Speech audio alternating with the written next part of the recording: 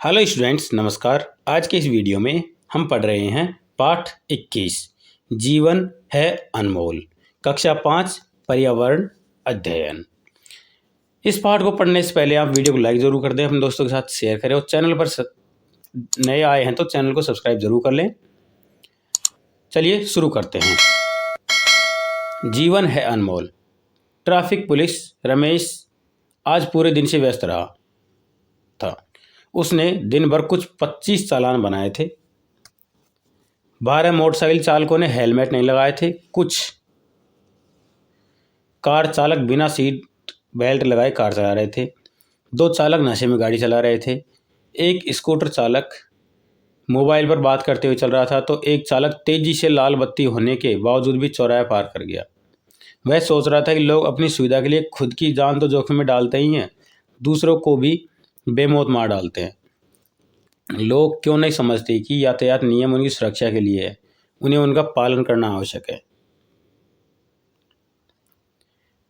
ये जो चित्र दिखाई दे रहा है, इस चित्र में देखकर आपको कुछ प्रश्नों के उत्तर देखने हैं। जैसे यहाँ पर लिखा हुआ है, हेलमेट भार नहीं आपकी सुरक्षा है, तो आप हमेशा मोटरसाइकिल हेलमेट लगा कर ही चलाएं। चौराहे पर लाल लाइट होने पर हमें क्या करना चाहिए? लाल लाइट होने पर जो रेखा होती है जहाँ से हमें उससे पहले रुकना होता है तो वहाँ रुकना ज़रूरी होता है। गति अवरोधक, स्पीड ब्रेकर पर गाड़ी चलाते हुए क्या करना चाहिए? गति अवरोधक का मतलब है कि एक सीमा से अधिक स्पीड में आप गाड़ी चलाते हो तो उसमें एक्सीडेंट होने का खतरा है, इसलिए गति अवरोधक लगाए जाते हैं। गति अवरोधक के आगे से हो सकता है जेब्रा क्रॉसिंग लगा हुआ हो, ताकि लोग वहाँ से सड़क पार कर रहे होते हैं, तो लोगों को जान माल के नुकसान से बचाने के लिए स्पीड ब्रेकर बनाए जाते हैं। वहाँ पर आपको गाड़ी की गति कम कर देनी चाहिए। हॉर्न के चित्र पर क्रॉस दिखाई देने पर क्या नहीं करना चाहिए? हॉर्न के चित्र पर क्रॉस दिखाई देने का मतलब होता है कि आपको एक सेंसिटिव जगह है, मतलब एक संवेदनशील क्षेत्र है जैसे स्कूल, हॉस्पिटल, उसके आसपास आपको हॉर्न नहीं बजानी है। सड़क पर किस ओर चलना चाहिए? सड़क पर हमेशा बाईं ओर ही चलना चाहिए। नशा करके गाड़ी क्यों नहीं चलानी चाहिए? नशा करके गाड़ी चलाते समय ड्राइवर होता है, उसका मानसिक संतुलन सही नहीं रहता, जिसके कारण वह किसी के भी टक्कर मार सकता है, कहीं पर भी अपना एक्सीडेंट करवा सकता है, जिससे स्वयं की या फिर रास्ते में चलने वाले दूसरे राहगीरों की जान को खतरा होता है। सड़क सुरक्षा के जो चिन्ह आप सड़क के किनारे देखते हैं उन्हें अपनी उत्तर पुस्तिका में बनाओ और उसका अर्थ भी लिखिए। देखिए, यदि आपको सड़क सुरक्षा के सारे चिन्हों के बारे में एक वीडियो चाहिए तो मैंने पहले से एक वीडियो डाल रखा है, उसका लिंक मैं आपको डिस्क्रिप्शन बॉक्स में दे दूंगा, ठीक है। उसके अलावा जब ये वीडियो ख़त्म होगा तो इसके ऊपर आपको दिखाई देगा, बहुत सारे चिन्ह दिखाई देंगे सड़क सुरक्षा के, तो आप उस पर क्लिक करके भी देख सकते हैं, ठीक है। आप उस वीडियो को भी लाइक ज़रूर करें, ठीक है। चलिए आगे सोचिए और बताएं, सड़क किनारे कोई व्यक्ति दुर्घटनाग्रस्त पड़ा है, तब लोग क्या करते हैं? देखिए, जब कोई व्यक्ति एक्सीडेंट में उसको चोटिल हो जाता है तो ज़्यादातर लोग अपने काम के कारण उन्हें छोड़कर निकल लेते हैं, लेकिन यह करना बहुत गलत है। तुरंत उसे नज़दीकी अस्पताल में पहुंचाना चाहिए। पुलिस को और एम्बुलेंस को जल्दी से जल्दी सूचित करना चाहिए। चर्चा कर बताएं, सड़क पर दुर्घटना में घायल व्यक्ति की सहायता के लिए हमें क्या करना चाहिए? सड़क पर दुर्घटना में घायल व्यक्ति की सुरक्षा के लिए हमें सबसे पहले एम्बुलेंस फिर पुलिस को कॉल करके जल्दी से बुला लेना चाहिए, और यदि इनकी व्यवस्था नहीं हो पाए तो उसे जल्दी से जल्दी हॉस्पिटल पहुंचाने की कोशिश करनी चाहिए, ताकि उस व्यक्ति की जान बच सके या फिर ज़्यादा खून को बहने से रोका जा सके। एक विद्यालय की तरफ से शनिवार को बच्चों को रेलवे स्टेशन भ्रमण ले जाया गया। रेलवे स्टेशन पर पहुंचने के पश्चात सब बच्चों को स्टेशन के अंदर प्रवेश करने हेतु शिक्षिका ने प्लेटफॉर्म टिकट लिया। यह देखकर सोनू ने बताया कि क्या टिकट लेना आवश्यक है, हम तो सफ़र पर नहीं जा रहे हैं। शिक्षिका ने बताया कि स्टेशन में प्रवेश करने के लिए टिकट आवश्यक है। सभी ने रेलवे स्टेशन में प्रवेश लिया। उन्होंने देखा कि कुछ व्यक्ति दूसरे प्लेटफॉर्म पर जाने के लिए पटरी पार कर जा रहे हैं थे।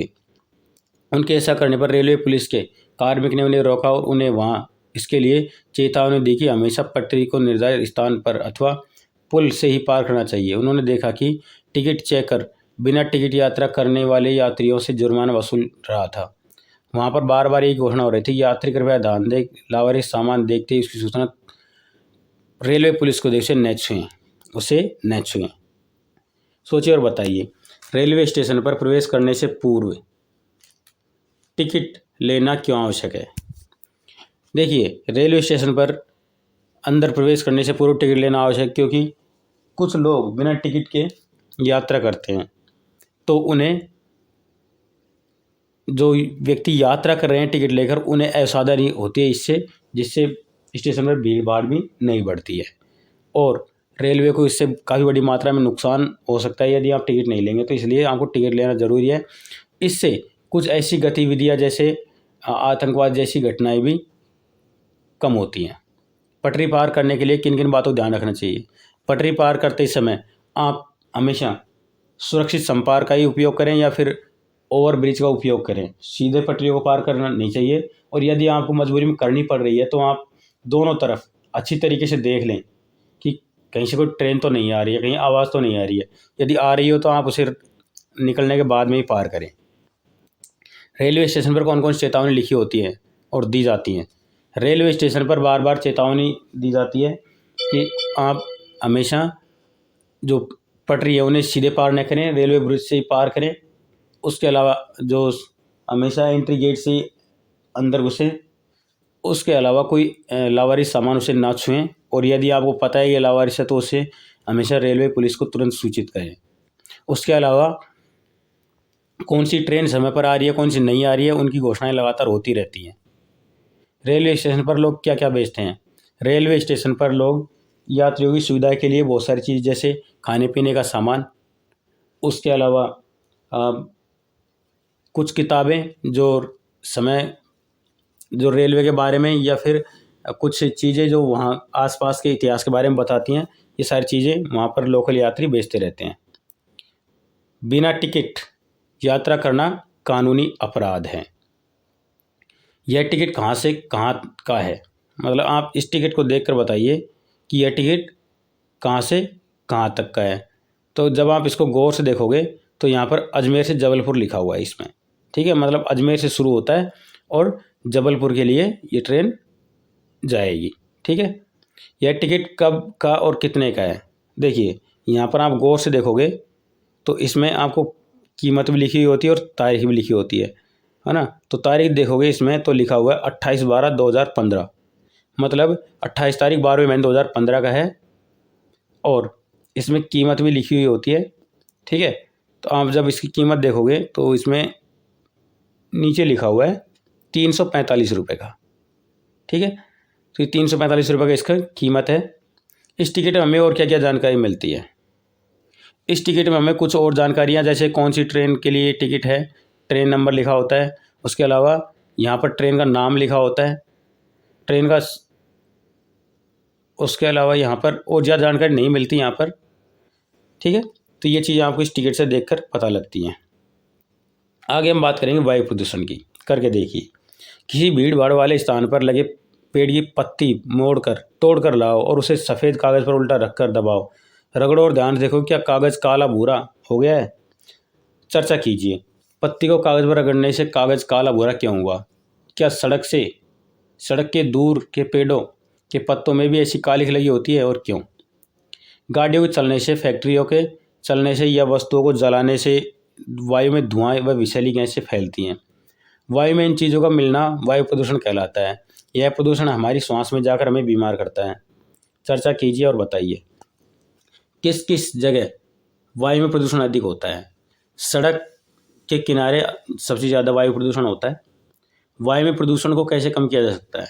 वायु में प्रदूषण को कम करने के लिए हम अधिक से अधिक संख्या में पेड़ पौधे लगा सकते हैं, और जो वाहन होते हैं उन्हें चलाने के लिए जो भी नियम होते हैं उनका पालन करके भी हम वायु प्रदूषण को कम कर सकते हैं। जैसे समय पर गाड़ी की सर्विस करवाना, है ना, डीजल गाड़ियों का कम उपयोग करना, ज़्यादातर इलेक्ट्रिक वाहनों को ज़्यादा उपयोग करें।